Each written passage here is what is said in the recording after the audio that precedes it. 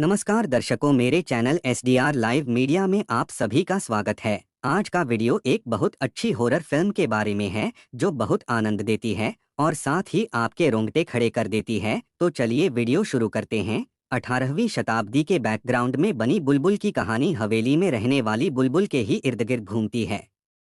बुलबुल की शादी बचपन में ही एक राजघराने के बड़े ठाकुर से कर दी जाती है। शादी के वक्त बुलबुल की मुलाकात अपने पति बड़े ठाकुर, उनके जुड़वा भाई महेंद्र जो कि पागल हैं, और उनके छोटे भाई सत्या से होती है। चूंकि वह छोटी है तो उसे 7 फेरों का मतलब तो नहीं पता, पर उसे लगता है कि उसकी शादी बड़े ठाकुर से नहीं, सत्या जो कि उसका हम उम्र है उससे हुई है। शादी के बाद घर लौटते वक्त सत्या अपनी भाभी बुलबुल को एक कहानी सुनाता है। सत्या कहता है, एक चुड़ैल थी, वह जंगलों में रहती थी, उसके उल्टे पैर थे, वह उड़ती थी। बुलबुल का लगाव अपने देवर सत्या के प्रति होने लगता है। दोनों एक दूसरे से हर बात साझा करते हैं। धीरे धीरे वक्त गुजरता है और बुलबुल सत्या अब बड़े हो चुके हैं, लेकिन अब भी बुलबुल के मन में बड़े ठाकुर नहीं बल्कि सत्या के लिए ही लगाव है। देवर भाभी का यह लगाव अब बुलबुल के पति यानी बड़े ठाकुर को रास नहीं आ रहा है। वे सत्या को लंदन वकालत की पढ़ाई के लिए भेज देते हैं। अचानक सत्या के जाने से बुलबुल बेहद दुखी हो जाती है।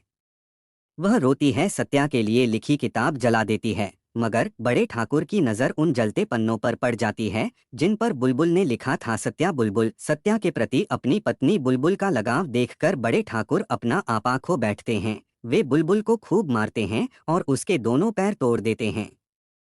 बेहोशी की हालत में पड़ी बुलबुल के पास छोटे ठाकुर पागल महेंद्र आते हैं और वह उसका बलात्कार कर देता है। इसके बाद कुछ ऐसा होता है कि बुलबुल घटना को अपने अंदर समेट लेती है। महेंद्र की पत्नी विनोदिनी को सब पता है, पर वह भी बुलबुल को चुप रहने को कहती है बड़ी हवेलियों में बड़े राज रहते हैं, इसलिए चुप रहना। वहीं बड़े ठाकुर घर छोड़कर चले जाते हैं। अब 5 साल बाद जब सत्या विदेश से लौटता है तो उसे मालूम पड़ता है कि उसके गांव में लोगों का खून हो रहा है। लोगों का कहना है कि कोई चुड़ैल उन्हें मार देती है। छोटे ठाकुर महेंद्र का भी चुड़ैल ने ही खून कर दिया था। सत्या अपनी भाभी बुलबुल को देखकर हैरान रह जाता है। बुलबुल अब लोगों से, खासकर डॉक्टर सुदीप से काफी घुलने मिलने लगी है।